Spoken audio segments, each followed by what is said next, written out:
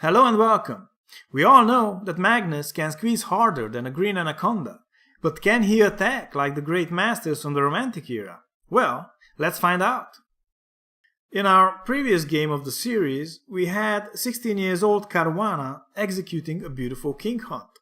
In this one, Magnus is only 12 and is not yet a grandmaster, but he became one about 9 months later. His opponent is Krogh Harestad, a FIDE master, also from Norway. The game started out as a Chigorin Defense, and we reached this position which is completely equal. The center is closed, Black tries to attack on the queen side, Magnus is trying his luck with the king.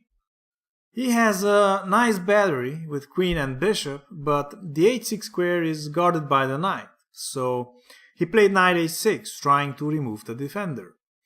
Black shouldn't be afraid of exchanging it, because after queen takes and king g8, Magnus only has the queen in the attack, and after bishop f8 he would even have to retreat it from h6. White needs extra pieces in the attack, but this knight can't advance because of the pawn, the light square bishop is blocked, and the rook is also unavailable at the moment. So a logical idea would be to advance the f-pawn up to f5, trying to soften up the king side, or maybe Black will take on f5 and then the knight could go to h5. But Harestad complicated things a bit with knight g5, and maybe he envisioned the following variation: f4, pawn takes, rook takes, king takes knight, and now after h4 White regains his knight because saving it is just too dangerous, but after king back, pawn takes and f takes g5, Black will contest the f-file and is doing okay.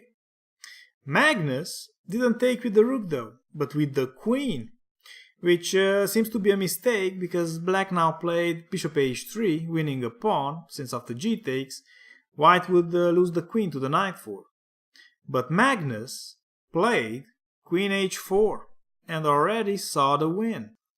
Now Black has to do something about his bishop, so he moved it back to d7, and now Magnus opens up his light square bishop with the sexy little move e5. Harestad takes with the d-pawn to allow the queen to see more of her king side, but now Magnus unleashes hell onto Black with knight h5. Both knights offered to Black, but they're both very poisoned. If the king takes here, then we have a mate in 13 after knight takes, king back, bishop g5, removing the defender of h7, h5, knight takes, pawn takes, queen h5, threatening mate in 1.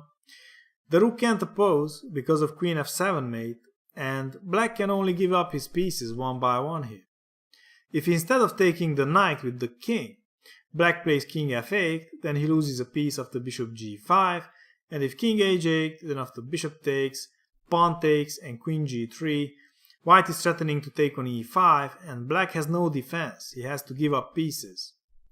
So Harestad took the knight on h5 and I'm pretty sure he didn't see what's coming next. Magnus sacked his queen for the knight on g5, and this is a mate in 2 now. What a move, man. I mean, that must have been very satisfying to make. Imagine the excitement of a 12-year-old kid managing to sack his queen like that.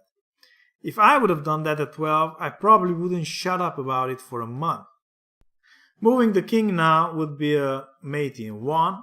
If king here, then that. If king there, then that. So, not having anything better, Harestad took the queen and was mated after rook f7, king h6 and rook h7. So is Magnus good in ferocious attacks on the king? I would say very good. Now if you didn't subscribe yet to my channel, then please do, and check out some more games, maybe you'll like them. Thanks for watching, see you soon.